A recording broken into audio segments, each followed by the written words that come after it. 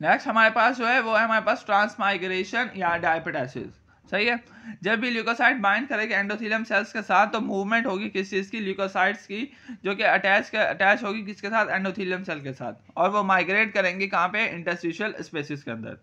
Several adhesion molecule like PECAM यानी platelet endothelium cell adhesion molecule और CD31 ये हमारे पास एडिशन मॉलिक्यूल है। सही है, कोलिजिनेज एक और तरह का एंजाइम होता है, enzyme by leukocyte to dissolve, जो हमारे पास कोलिजिनेज है वो क्या करेगा, डिसॉल्व करेगा एंडोथेलियम लाइनिंग को और बेसमेंट मेम्ब्रेन को, और ये क्या करेगा, रीच करेगा इंटरस्टिशियल फ्लूइड स्पेस के अंदर और बाइंड करेगा इंजरी साइट के ऊपर। सबसे पहले हमारे पास क्या हुआ कि ल्यूकोसाइट थे ब्लड के अंदर फ्लो कर रहे थे, इंजरी हुई तो ये हमारे पास वेसल्स की साइड के ऊपर आ गए, वेसल्स की साइड के ऊपर इन्होंने लीक किया और एंडोथेलियम के अंदर आ गए। अब एंडोथेलियम के अंदर इनका काम खत्म होता तो इन्होंने एंडोथेलियम को क्या कर दिया, डिस्ट्रॉय कर दिया। कैसे, बाय कोलिजिनेज एंजाइम के थ्रू, और फिर एंडोथेलियम से ये हमारे पास आएंगे किसके अंदर, इंटरस्टिशियल फ्लूइड के अंदर। सही है, जो कि इंजरी साइड के ऊपर होगा। नेक्स्ट है हमारे पास कीमोटैक्सिस। कीमोटैक्सिस क्या है, एंडोजीनियस और exogenous chemical attach to the injury site. सही है, जब भी कोई एंडोजीनियस या एक्सोजीनियस केमिकल अटैच करेंगे इंजरी साइट के ऊपर तो एंडोजीनियस सब्सटेंस क्या करते हैं, secreted by host cell.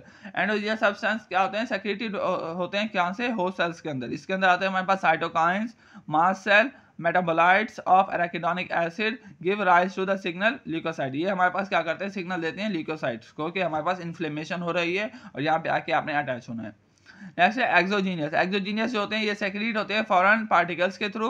This chemical bind leukocyte through the G protein coupled receptor. जो भी फॉरेन पार्टिकल्स होगा वो बाइंड करेगा ल्यूकोसाइट्स के साथ by G protein coupled receptor के थ्रू। सही है, intercellular signaling cascade start intercellularly, cytosolic GTP increase होगा और कैल्शियम का कंसंट्रेशन भी इंक्रीज होगा।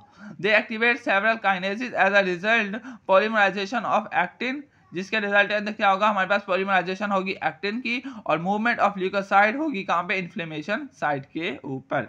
सही है, एक्सोजीनियस एंडोजीनियस। एक्सोजीनियस के अंदर जो केमिकल आएंगे वो हमारे पास क्या करेंगे, बाइंड करेंगे किसके साथ, ल्यूकोसाइट के साथ थ्रू जी प्रोटीन कपल रिसेप्टर के थ्रू, और जो एक्सोजीनियस है वो ऑलरेडी बॉडी के अंदर एक्सक्रीट हो रहे हैं तो और सिग्नल दे रहे हैं ल्यूकोसाइट्स को कि यहाँ पे इन्फ्लेमेशन हुई है और वहाँ पे जाके आपने अटैच होना है।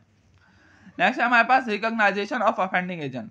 ल्यूकोसाइट्स के ऊपर हमारे पास सेवरल टाइप ऑफ रिसेप्टर होते हैं जो कि रिकॉग्नाइज करते हैं किसी भी ऑफेंडिंग एजेंट्स को। सही है, सबसे पहले आता है हमारे पास पैटर्न ये पैटर्न है, पैटर्न रिकॉग्नाइजेशन रिसेप्टर और इम्यून सेल। सही है, इसके ऊपर इसके अंदर क्या होता है हमारे पास, इन रिसेप्टर की सरफेस के ऊपर इन रिसेप्टर प्रेजेंट होते हैं हमारे पास इम्यून सेल्स की सरफेस के ऊपर। सही है, like macrophages and dendritic cells are design to recognise specific pattern of pathogen. यानी ये मैक्रोफेजेस और डेंड्राइट्स के ऊपर हमारे पास पैटर्न होते हैं जो कि क्या करते हैं, रिकॉग्नाइज करते हैं किसी भी पैथोजन को। सेकेंड है हमारे पास पैथोजन एसोसिएटेड मॉलिक्यूलर पैटर्न। सही है, ये इनके these are the molecule unique to microbes and absent in the normal healthy cell. ये कहाँ पे होंगे, ये पैटर्न होंगे किसी भी उस सेल के ऊपर जो कि इंजरी की तरफ जा रहा है, नॉर्मल हेल्थी ह्यूमन सेल्स के अंदर ये नहीं होंगे। यानी एग्जांपल है हमारे पास lipopolysaccharide on the bacteria and capsid on the viral protein. सही है, ये हमारे पास उनके ऊपर प्रेजेंट होंगे। अगर हमारे पास बैक्टीरियल इन्फेक्शन आ रहा है तो उसके ऊपर लिपोपॉलीसैकेराइड होगा, अगर वायरल इन्फेक्शन है तो उसके ऊपर कैस्पिड होगा, उससे ल्यूकोसाइट्स क्या करेंगे, डिटेक्ट करेंगे। When PRPS bind to the PAMPS, they trigger the inflammatory response। ये हमारे पास क्या करेंगे, inflammatory response क्या करेंगे, जनरेट करेंगे। नेक्स्ट है हमारे पास removal of offending agent. Recognize होगी, अब हम उसे क्या करेंगे, रिमूव करेंगे। कैसे, बाय उसके अंदर 3 मेथड्स आते हैं। सबसे पहले है फैगोसाइटोसिस बाय न्यूट्रोफिल। सही है, जो फैगोसाइटोसिस होते हैं ये वो हमारे पास वरियस के तौर पर काम करते हैं एक्यूट इन्फ्लेमेशन के अंदर, और वो इंगल्फ करते हैं और डिस्ट्रॉय कर देते हैं बैक्टीरियल सेल्स को बाय फैगोसाइटोसिस। सही है, फैगोसाइट कैसे करेंगे, वो उसे कंप्लीटली इंगल्फ कर लेंगे और एंजाइम रिलीज करेंगे और केमिकल रिलीज करेंगे जो उसे डिस्ट्रॉय कर देंगे। उस एंजाइम के अंदर आता है हमारे पास लाइसोसोमल एंजाइम। नेक्स्ट है हमारे पास माइक्रोफेजेस एक्टिविटी। माइक्रोफेजेस एक्टिविटी के अंदर भी ये क्या होता है, ये किल करते हैं जो कि फॉरेन पार्टिकल होगा उसे रिमूव करेंगे बॉडी से, और ये हेल्प करते हैं बॉन्ड हीलिंग और टिश्यू रिपेयरिंग के अंदर। नेक्स्ट है कॉम्प्लीमेंट सिस्टम। कॉम्प्लीमेंट सिस्टम के अंदर हमारे पास क्या होगा, डिफरेंट कॉम्प्लीमेंट्री प्रोटीन्स यानी C3 C5, सही है, वो भी हमारे पास क्या करती हैं, इन जो पार्टिकल्स है फॉरेन पार्टिकल्स उनको बॉडी से रिमूव करने के अंदर हेल्प करेगी।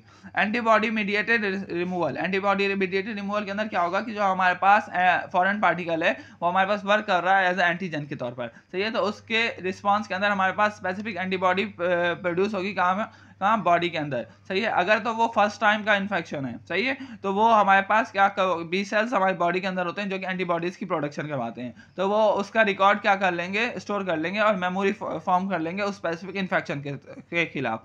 जब भी अगर वो सेम इन्फेक्शन दोबारा होगा तो बॉडी के अंदर हमारे पास वो एंटीबॉडीज बन चुकी हैं जो कि उस इन्फेक्शन के खिलाफ क्या करेंगी, काम करेंगी। तो एंटीबॉडीज बनी हुई है, अगर वो एंटीजन आता है बॉडी के अंदर तो एंटीजन एंटीबॉडी रिएक्शन होगा, एंटीजन एंटीबॉडी कॉम्प्लेक्सेस बनेगी और हमारे पास क्या होगा, रिमूवल ऑफ फॉरेन पार्टिकल्स हो जाएगा और वो हमारे पास खत्म हो जाएगा, सही है। इसके अंदर हमारे पास एक्यूट इन्फ्लेमेशन के अंदर यही टॉपिक है, तो ये vascular permeability, vascular events. Vascular event के अंदर दो आता है, इंक्रीज ब्लड फ्लो और वेस्कुलर परमिएबिलिटी, सही है। नेक्स्ट है हमारे पास सेलुलर इवेंट। सेलुलर इवेंट्स के अंदर हमारे पास 3 सब हेडिंग है। 3 सब हेडिंग्स के अंदर पहली के अंदर हमारे पास तीन और सब हेडिंग है, जिसके अंदर माइग्रेशन, रोलिंग और क्या आता है हमारे पास, फिर मेडिसन, फिर है ट्रांसमाइग्रेशन और डायबिटाइसिस, फिर है कीमोटैक्सिस और फिर है हमारे पास रिकॉग्नाइजेशन ऑफ अफेंडिंग एजेंट और फिर है रिमूवल ऑफ अफेंडिंग एजेंट। यहाँ पे हमारे पास एक्यूट इन्फ्लेमेशन का टॉपिक खत्म हुआ। जज़ाकल्लाह।